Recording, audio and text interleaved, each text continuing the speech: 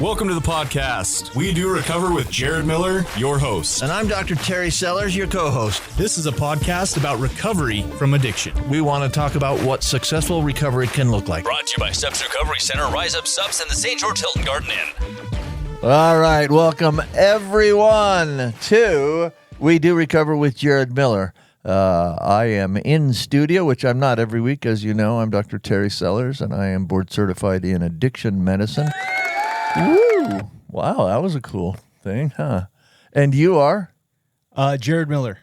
What? Substance what do you abuse got? counselor. Okay. Yeah, All buddy. right. What do you do for a living? I work at Steps Counsel Recovery Centers. Counsel people with substance abuse? Yeah, you got it. That's all right. You got it. And let's introduce our producer. We got a producer in the corner. His name is? He's going to hit his mic here. Oh, hey, it's Sean.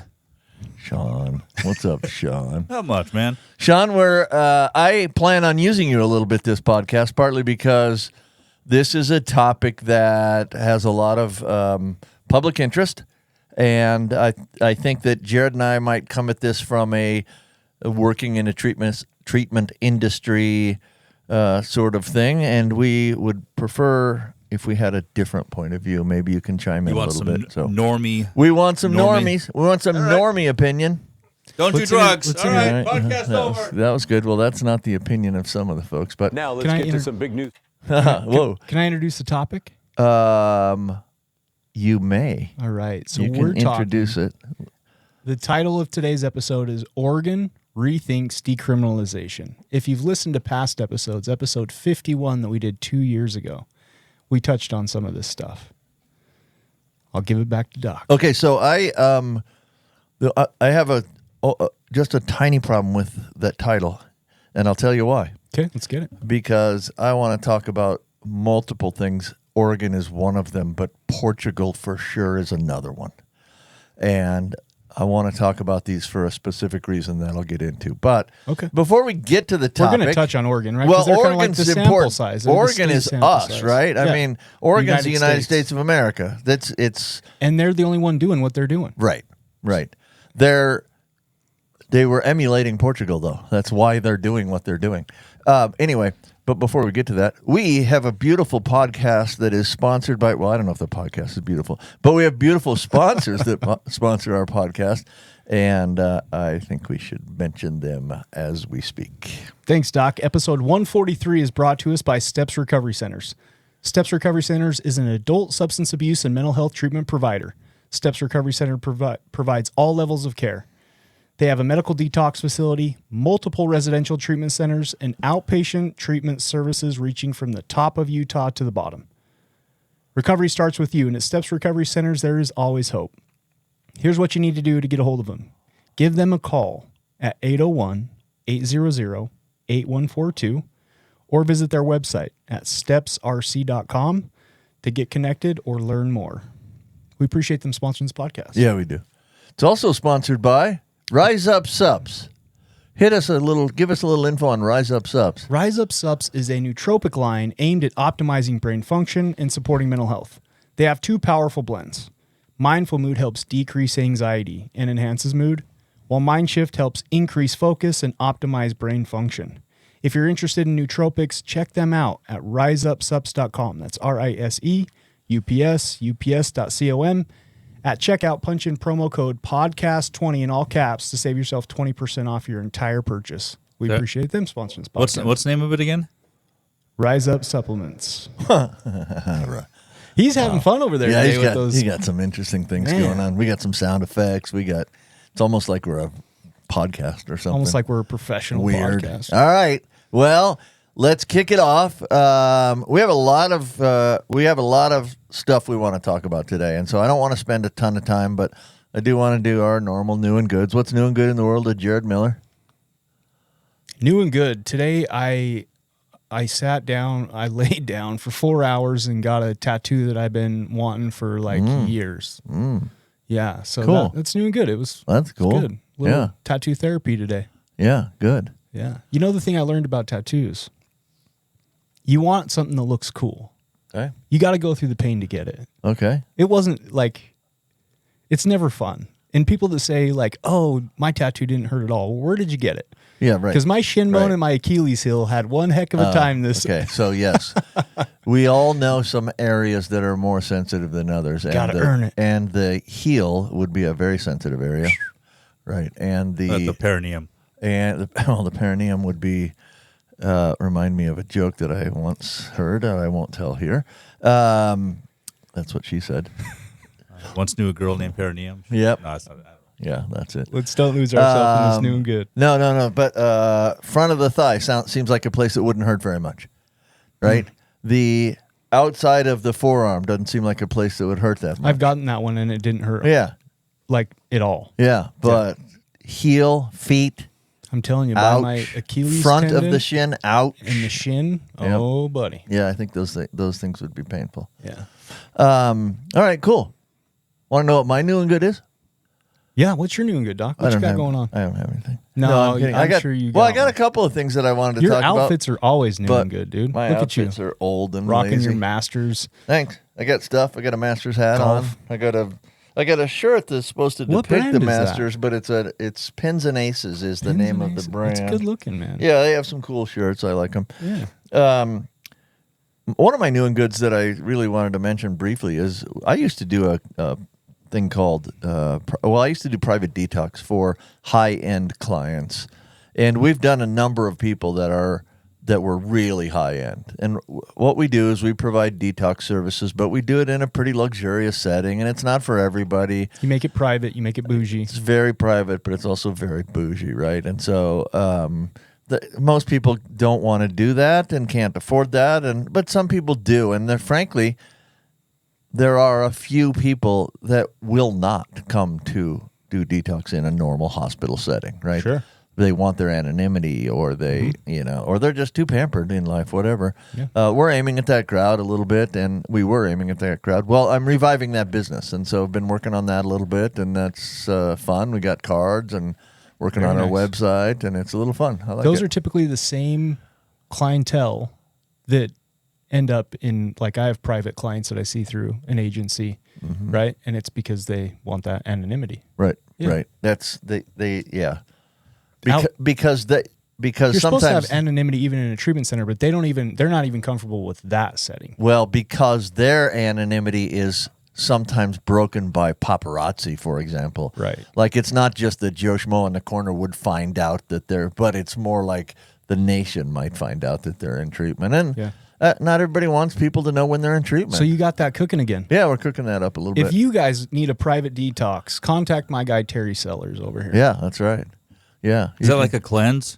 Yes, it's Like the maple it's- syrup, right, yeah. a lemon juice Cayenne. cleanse? It's a liver cleanse. That's Mm-hmm. right. All you have to do, you just drink apple cider vinegar for a good. week. Oh, man. Right. Sign me up. Nope, different thing. Oh. Well, you drink apple cider vinegar for a week and then pay us $7,000 a day to do it. So it's great. All right, so that's my new and good. Sean, you got a new and good? Let's see. I'm on week 3 of gym, so I'm still going. Oh dude. man, I'm on day 2 of something, exercise wise. Are you? Yeah, My guy. got an app, doing some stuff. I got some things, but it's day 2. Like, Sean's on week 3. Like, Yeah. I mean, not I'm even. sorry. Week 3 was hard. This is a hard week. There was a whole Is it? lot of I don't want to go in my mind. Oh, that All initial right. motivation All is right. starting to burn out. But you made it. Yeah. Okay, let's. So I made it. I didn't do the full workout that I normally do, but I was like, All right, you got there. Okay. You got there. yeah. I'm gonna give you credit for getting there. Here's the key. You drink the pre-workout and then you're committed. Because once the caffeine hits, it's go time. Yeah. Or you drink the pre-workout, and take a nap like me, because caffeine doesn't affect me. All right, well, let's get into our topic. I wanted hard to blend a maple donut. Ooh, I love a maple my donut. maple Is that what your donut. pre-workout is? That's Is my maple donut? Maple donut protein smoothie, right? I think you'd be surprised. I think it's relatively easy to blend a maple donut. I will let you know next week. Yeah, All right, we got tons of content. we got the BYU's got the maple bar that you could hold on to one end and blend the other end while you're still holding on to the 24-inch maple bar. This wouldn't be Okay. a podcast We're off the with rails. Dr. Sellers Yep. if we didn't mention BYU. Yeah, by the way, that's new and good. BYU's basketball team is very good, but has been losing a few games because the Big 12 is a very difficult conference. It's all right. We're going to survive. We're still ranked 21st in the nation after losing a few games, so I'm good with it. We got a good ball team. All right, so let me. You introduce the sort of title of the topic. Let me introduce a little historical background of the topic. Okay, Let's get it. So, once upon a time, and this is essentially the year 2000. So, 23 years ago or so, 24 years ago, Portugal. Portugal. There's a country called Portugal now. Portugal decided to experiment with laws where they decriminalized all drugs and alcohol. Well, alcohol wasn't criminal anyway, but they decriminalized all drugs for personal use. Meaning? So you could not get a charge, an against the law charge for having drugs for personal use. And there are certain amounts, but there wasn't certain drugs. Any drug basically was legal for personal consumption. Still illegal to sell and still illegal to buy. And traffic. So if you got caught selling or buying, you could get charged. arrested. But if you really just got caught with stuff on you, Personal use. that was below a certain amount, no criminal charges at all. And so people pointed to that because in the first number of years, it was relatively successful. Like, first of all, the amount of people going to jail/prison decreased quite a bit. Okay. The amount of overdoses really didn't change very dramatically. And so people in the United States start to pay attention to this and start to think, well, and particularly the more progressive parts of the United States, right? Such as Oregon? Well, such as Oregon, for example, which is why when you said the title includes the state of Oregon. So Oregon is our Portugal, essentially. Yeah. They in fact decided to decriminalize possession of drugs, and it's almost all drugs, for personal use. Again, so Oregon pulled this off somewhat after observing Portugal. But one of the things that I wanted to mention is, so Portugal did it in the year, they talked about it in the year 2000. They actually passed the law in the year 2001, where personal use, drugs for personal use, there's no criminal penalties, okay? Well, then come along in 2006, a group called the Cato Institute performed a study and showed a couple of things that they used to prove that this decriminalization was something that was very successful. Yeah, because when you hear Portugal and you hear them doing this, a lot of people think, or the, I guess, assumption is it's been successful in some kind of way. How do we measure that? Right. I think that's and I think that is, that's absolutely true. This is why Oregon even did this, because Portugal was, quote, successful in doing this. Right. Now, let me tell you what the results of this Cato study. The Cato study, I said it was 2006. It's 2009. Sorry, 2009 Cato Institute report, and it said a number of things which are not totally true. So, following passage of Law Number 30 in 2000, which took place in 2001, Portugal refers cases of consumption, purchase, or possession up to 10 days' worth of illicit drug to an administrative panel which makes recommendations for treatment, fines, warnings, or other penalties. Trafficking and cultivation of illicit substances, as well as possession of quantities exceeding 10 days' worth, remain criminal offenses. Okay, so that's the law. That's what the law was in Portugal. Yeah. You can't really sell it. You can't really buy it. You can have up to 10 days' worth on you. So what was the study they did? So they did this study, and here's what they think. So the study has been cited as proof that softening drug laws does not increase illicit drug use or consequences of drug use. So that's basically that's based mostly on findings of this 2009 Cato Institute report.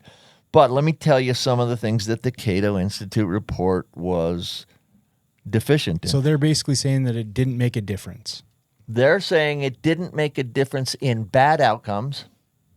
Bad outcomes being going to prison, deaths, overdoses, that Okay. sort of thing. They're saying decriminalizing drugs really didn't do much to make these other things worse. Okay. So, but it also, one of the things it did do for sure is it decreased the number of people going to jail or prison because it's no longer a criminal Sure. offense to do Incarceration so. percentages overall dropped because Right. you just dropped a huge portion of the population. Yeah, there are studies in the United States of America showing that the incarcerated population, approximately 85% of them have a drug-related problem, have a drug problem. Okay, but here's one of the things that the Cato Institute, here's a few of the criticisms. First of all, Cato Institute report does not discuss the statistical significance of the data shifts it highlights, sometimes focusing on prevalence rate changes as small as 0.8%.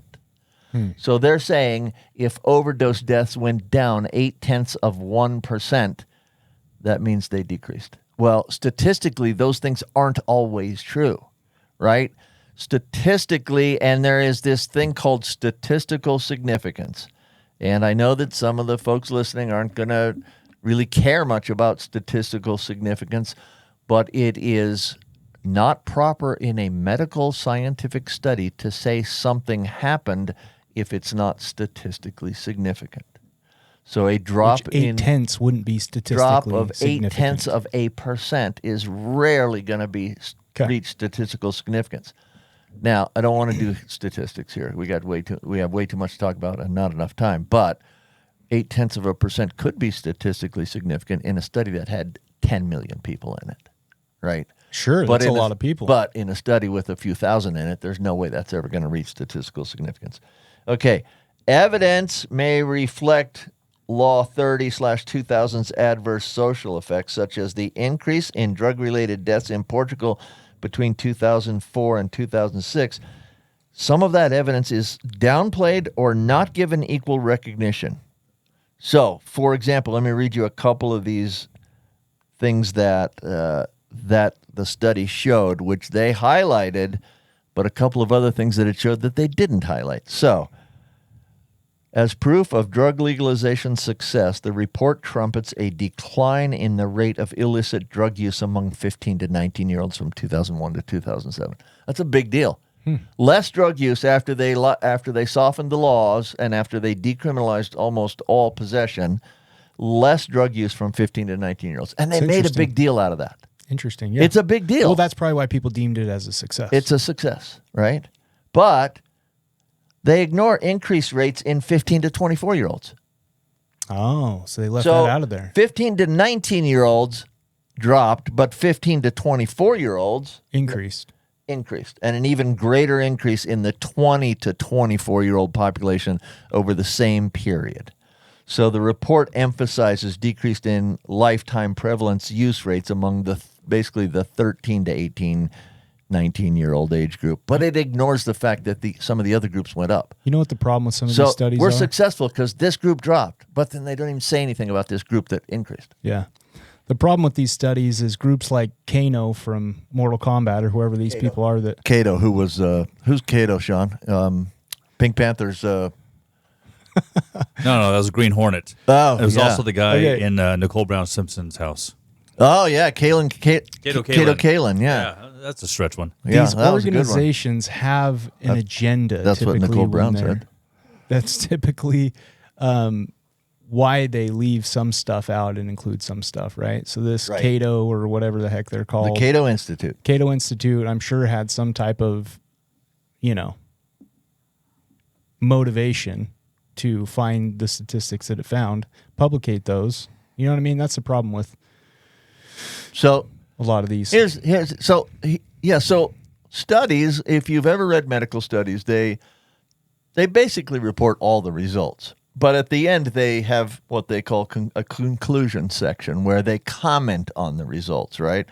Or they interpret the results. Sometimes, right. And sometimes when they do that, they emphasize certain things Yeah. and leave out other things. And they do that, frankly, in an attempt to sway Sure. public opinion or people's opinions. Or private interest groups' opinions. So here we go. They showed decreases in lifetime prevalence rates for the 13 to 18-year-old age group from 2001 to 2006 for heroin use, and also in the 16 to 18-year-old group from 95 to 2005 in heroin use. But once again, it downplayed increases in the lifetime prevalence rates for the 15 to 24-year-old age group between 2001 and 2006, and for the 16 to 18-year-old age group between 1999 and 2005. A lot of reading there and a lot of numbers. But the point being, the actual number and isn't so relevant. What it's saying is this Cato report, which everyone lauded and said it's the greatest thing, and this is why Portugal's so successful. The Cato report showed that some things increased, but they didn't really comment on it, and they downplayed it quite a bit and only commented on and boosted and lauded the things that decreased, the things that were better, but ignored the other things. Yeah, they were, yeah. So here's my thoughts. Just if listeners are thinking this, here's kind of my thoughts. When it comes to this podcast, a podcast about recovery from addiction, we're talking about a specific population of people and why this is a bad idea for that specific population of people. In my mind, I don't need a Cato study to tell me the more accessible something is, the more abuse there's going to be, right? And sure, there are people out there that can recreationally or socially use these things, but in the population that we care about, I feel like this would be devastating. Sure. That's a great point, and I think we're going to get to that mostly in the second part of this, but right. We want to be careful when we're talking about this stuff, right? Because this podcast is talking to people that struggle with substance abuse issues. They're not a population. Our population that listens to this podcast, and you and me, are not going to be a population that's ever going to benefit from relaxing laws for possession of drugs, because I have a real problem with opiates. I would be interested to find out, of the care that they offer people, how many people actually take advantage of that. No, so that's a point that's in here, and we got a few minutes left in this segment, so I want to talk a little bit about that. This is in Portugal, right? Right. And is this the same article that you sent me about that they're revising this, or isn't Portugal rethinking their Portugal stance on is this? definitely rethinking their stance on this, and we'll get to that. Just like Oregon. We'll get to that, the reasons why, in just a second. But there's a couple of things I wanted to point out. First of all, drug-induced deaths, which decreased in Portugal from 369 a year in 1999 to 152 a year, so from 369 to 152 in 2003. So they're saying, this is great news, right? We're having less deaths. Well, it was a 5-year study, and the law had only been in effect for 5 years. Sometimes that's not long enough to really sort out things, right? Because in the year 2022, Portugal had 1,100 overdose deaths. Yeah. So This is they before looked fentanyl became super prevalent. Right. And so there's way more deaths now than there was prior to the relaxation of these laws and to this Cato Institute study, right? And so I think that one of the things that I wanted to get to, particularly in this very first segment, is everyone jumped on this study and looked at Portugal as this model of relaxing laws, and I've heard it over and over. Well, Portugal did it, and they're successful. Oh, Portugal this, Portugal that. Everybody throws out Portugal, yeah. You hear that all the time. Well, guess what? Oregon heard that. And that's why Oregon decided to do what they did, and that is relax their laws for mostly possession well. I also think, from my understanding, Portugal does things different because they both decriminalized, right? But what Portugal offers, they basically took the money that they were getting from seizures of narcotics, and they were putting it towards. They took the money they were centers. using for law enforcement. That's right. And directed it more towards treatment. Me. Yeah. Right. Yep. So they created an avenue, a resource for people not to go to jail, but to get help. Right. And that's where I stand on this. Listen, I don't think jail's the right place for the 85% of the population who's incarcerated, but I also don't think like doing nothing and just giving them a ticket or a warning is going to help either. Clearly the rallying cry of those folks that are into harm reduction, and that is addiction is not a criminal problem. It's not a legal problem. It's a healthcare problem. Yeah. And so that's a great rallying cry, but unfortunately, people that use drugs commit crimes other than just the drugs. Let me ask you this before we hit break. Yeah. If you didn't get in trouble 10 with the seconds. law, would you have been as motivated to change your lifestyle? I would not have changed my lifestyle, no. See, I can There's say no the same chance I thing. would have changed my lifestyle. If they didn't have some kind of leverage on me, if I didn't have prison hanging over my head, I Right. don't know that I would have stayed clean long enough to get the Right. benefits that I'm enjoying today. Great point. All right. We'll be right back with you guys after this short little break from our sponsors, Steps Recovery Centers. Thank you guys for listening. You are listening to We Do Recover with Jared Miller and co-hosted by Dr. Terry Sellers. We'll be right back after this short break with more of We Do Recover with Jared Miller. Brought to you by Steps Recovery Center, Rise Up Subs in the St. George Hilton Garden Inn.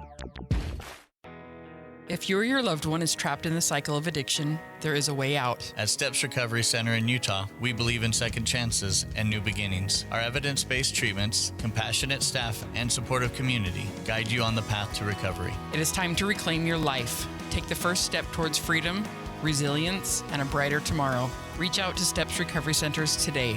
Recovery starts with you, and at Steps, there is always hope. Call us or visit our website to learn more.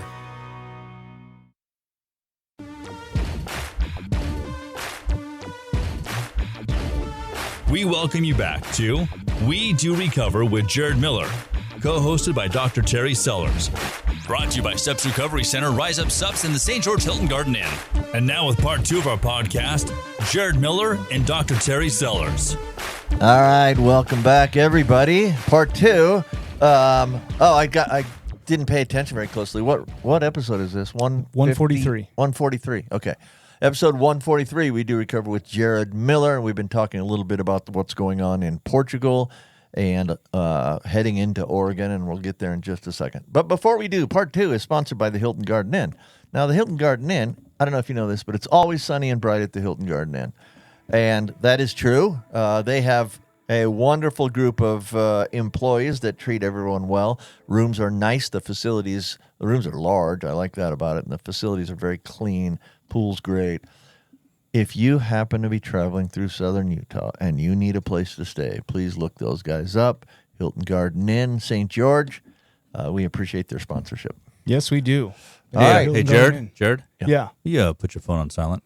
Yeah. It is on silent. Thanks, I'm appreciate not that. sure what Not happened. on vibrate. I was trying to Like set silent the silence. mood for the Hilton Garden Inn. No, that was But yeah, it did meditation. kind of have like a walk into a lobby Yeah, it was- musical sound to it type thing. my bad, guys.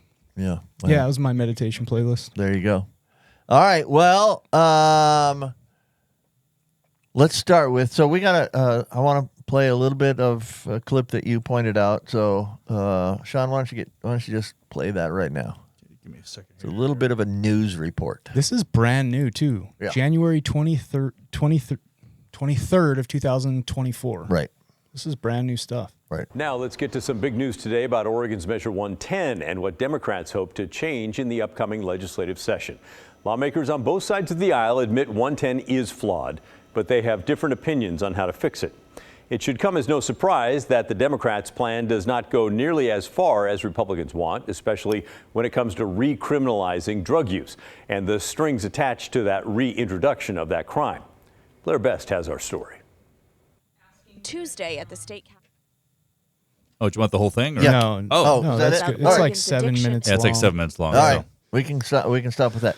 So, interesting things about that clip. First of all, Democrats and Republicans both they disagree on how to do it, but they both agree that in Oregon, the decriminalization hasn't worked as well as they thought it would. So they are now looking at ways to recriminalize drug use / possession.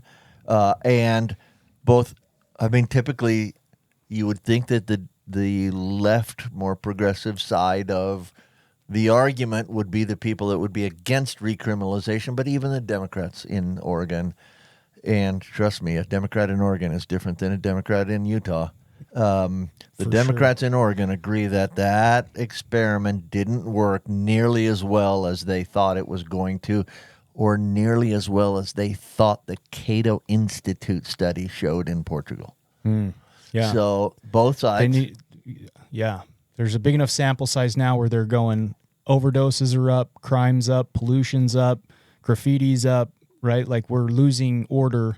This is also a state that did the defund the police thing. I don't want to get into the politics of that, but that probably had a big role in all the disaster that's kind of happened since then. Well, when you decrease the budget of police, you have to do one of several things. You either have to pay everybody less, or you have to have less of everybody to pay.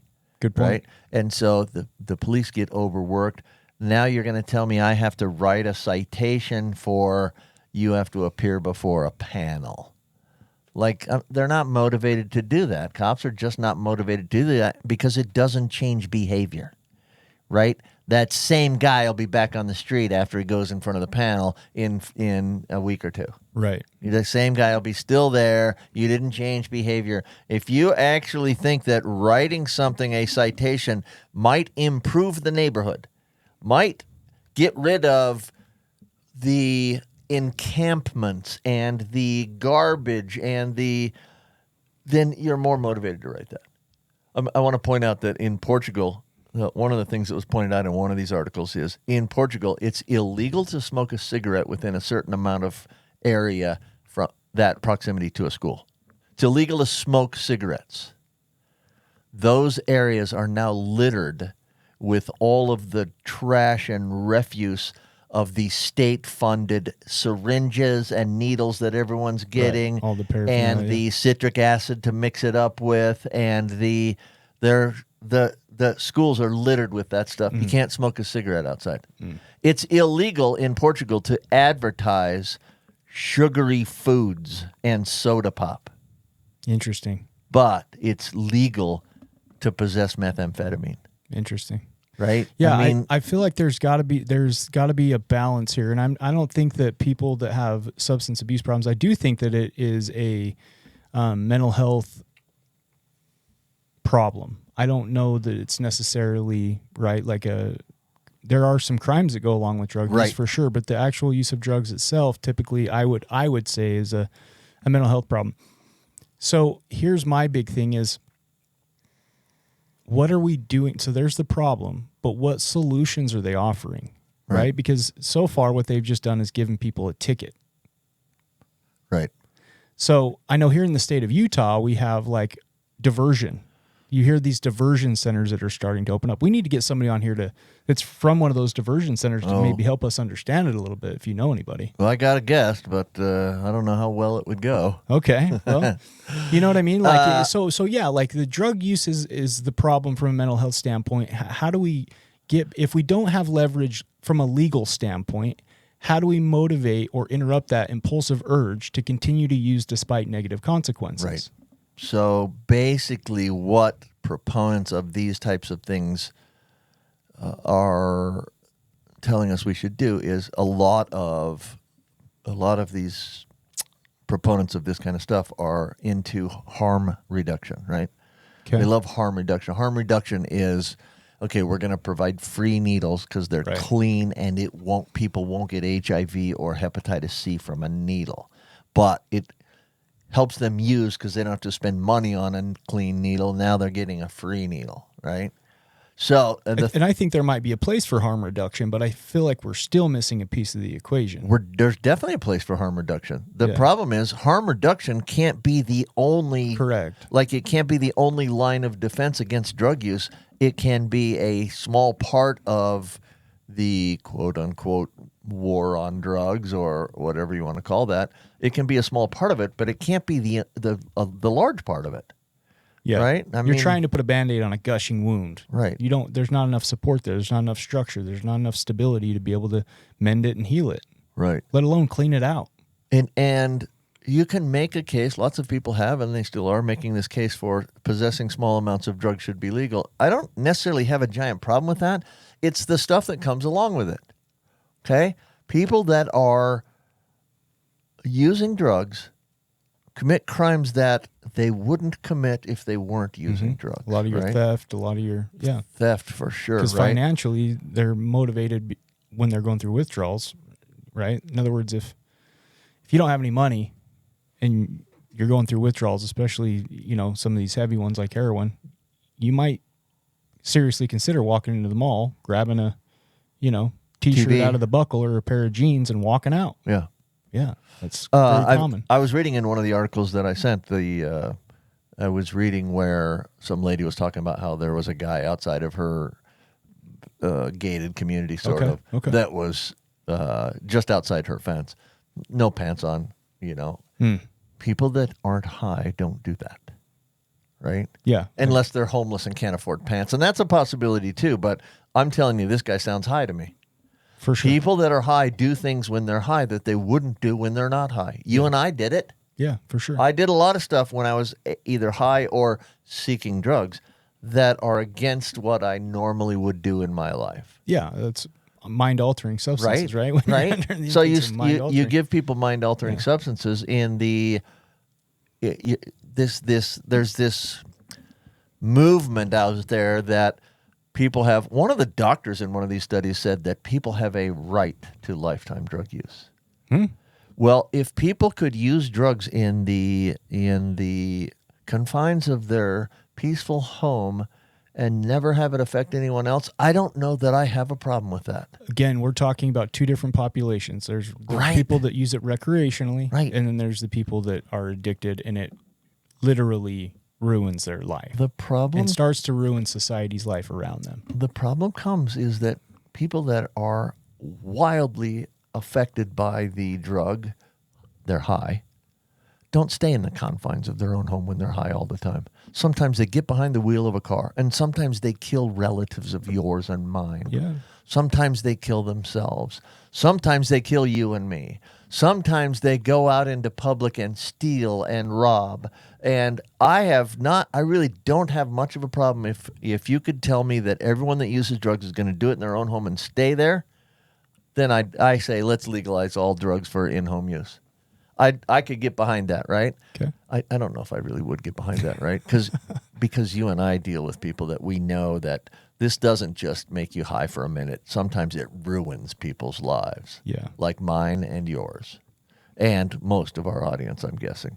So let me ask you this. How would you like for it to be dealt with if you agreed that it's a mental health problem, right? Maybe throwing them in jail is not the answer. Right. What does that look like in your mind? Well, I don't know. I got to be honest with you. I don't totally hate making it criminal. I don't. I think that has it worked great? No. But did decriminalizing make it better? No. No. In fact, it has made it worse. Right. The problem is worse now. If you now look at Portugal, if you now look at Portland, if you now look at those places, like they're putting barbed fences in front of alleyways in Portugal so that people don't just go live there and throw all their refuse there, right? Right. Throw all their garbage there and throw empty needles and Right. all of that stuff. idea. The impact on the public has been fairly dramatic. And so these places that tried this realize, again, all the harm reduction people were saying it was going to help. It didn't help. It didn't help the problem at all. In fact, it probably made it worse. Like I said, drug overdose deaths in Portugal last year were 2022 were 1,100 in that year, whereas before this study started in 2001, it was 280 or 290. Yeah, huge jump. Right. Jump. So It's I not helped think that. exactly what they're looking at. I like the idea of making it so back. I'm going to sound old here. Back in my day, back in the We are days old. when I would get arrested for a possession charge, it was a felony. That's Right. hard to come back from. Right? It is. It does that's a affect little- your life quite a bit. No so question. if we're talking about a pendulum swinging here, it was definitely in the far left category. Like Sure. It was, Okay. you got a felony on your record now, We right? agree. That prevents you from getting employment. That prevents you from getting housing. That prevents Right. you from voting. That prevents you from bearing arms. It's a pretty big deal. The decriminalizations, that pendulum swung clear into the right would take side, that felony right? completely away. Takes everything away. There's Right. no criminal charge. Not I even a think- misdemeanor. I think right in the middle is perfect. I like how the state of Utah is doing it now. And I'm not saying that we're the best. I'm sure there are some things that we can do to be better, but I think there has to be some type of leverage. And frankly, for those people that are saying, well, it's their body, it's their business. Okay, until it's not. Right. Until they it's get a behind the wheel of the DUI, car, until they it's take it out domestic into the public. violence, Right. until it's right. Until they ruin their kids' lives. Yeah, and some of that stuff, I'm not exaggerating. I do this every day. Like I get these records and these stories every single day. So for the people that are just smoking some pot in their house, you know, if you can do that and be peaceful and loving, and that's great. That's fantastic. You're not the population I'm talking to right now. Right. That population of people that continue to use despite negative consequences, continue to use even though their life is falling apart, there needs to be some type of leverage, some type of motivation to get them to change. A Class C misdemeanor is not that big of a deal. Maximum of 30 days in jail, $1,250 fine. You can recover from that. As a person, you can recover. You absolutely can recover from that. And guess what? Especially if they hold it in like an abeyance process or, you know, some type of where they're willing to take it off your criminal record. See, there's the thing that my mind goes to when you're talking is these efforts that we've had recently at being able to expunge your record if you can prove you're clean. Yeah, like I love that. Let's slate. do that, right? If you're still using, I don't think you should be able to expunge that drug-related charges off your record because you're still using. But if you get clean and the whole thing was related to drugs, yeah, I'm a big fan of that. I think it's the same way that we take a look at, like, if somebody's having a mental health episode, if they're having a mental health crisis, you know, and police are called because, you know, people are scared and it's disturbing the peace, whatever the situation, they don't take them to jail. They take them to the BMed. They take them to the hospital. They take them to get services. Right. And so I'm really excited to take a look at these, what are they called? Deferment facilities where people can go in lieu of jail if they choose, right? How many times have you heard in a group, getting arrested was the best thing that happened to me? Right. Because you and I can testify to that, right? You get that to was a point part of where me you getting can't better. Stop and you want help, but you don't know how. This thing's stigmatized. It's illegal. It's scary. And so sometimes when people get arrested, they're like, thank God, because I was on a suicidal path. So giving them the option to be able to go to some type of deferment center where they can gain resources. Let's get them on some health care. You know, let's physically take care of them to the point where some of their abscesses are getting cleaned up, and let's get them tested for HIV, and let's make sure they're not malnutritioned, and let's get them to the point where they physically can be stable enough to continue from that point. Because let's be honest, a lot of times there's some people that get brought to jail that, frankly, die. Right. If you're an alcoholic and they just throw you in the drunk tank and you start seizing up, you need medical attention. Right. So, anyways, I'm really encouraged by what I'm seeing with these deferments. I think it started in my old county, Davis County. Shout out to Davis County. See, but here's the thing. I think we look at those things as, so the rallying cry that I mentioned earlier of drug use shouldn't be a criminal problem. It shouldn't be treated by the court systems, and in a way I sort of agree with that, right? So their alternative is, let's not send them to jail, let's send them to treatment. Nobody's going to treatment. Unless they... Portugal has these, what they call dissuasion committees. Okay. You have to appear in front of this dissuasion committee if you get caught with something that you're not supposed to have on you. If you got more than 10 days worth or whatever, you got to go to this dissuasion committee. The dissuasion committees always recommend treatment. No one's going. Like the people that actually go to treatment are exceedingly rare. And so people are, the government in Portugal, and I assume Oregon, but I don't know this, but in Portugal for sure, they directed funds more towards building more rehab centers and building more facilities that could treat people with drug use problems, and they're empty. They're not empty. That's a giant exaggeration. They're not overflowing. But at least the people that are choosing to go have some internal motivation, and they have a resource and a way to get help. Well, good for those people, right? Based on my... Good for those people. But again, the point that I want to get to before we run out of time, we got 7 more minutes, but I've always made this point, and I've made it on this podcast a number of times. People quit using drugs when the pain of continuing is greater than the pain of quitting. Yeah. But you and I both know whether they become incarcerated or whether they choose to return to treatment. If they want to use, they're going to use. But what keeps them from using? The pain of using. Well, now we're talking some Macaulay Culkin. Right. So the pain of using to What's that guy's Macaulay name? Culkin. No.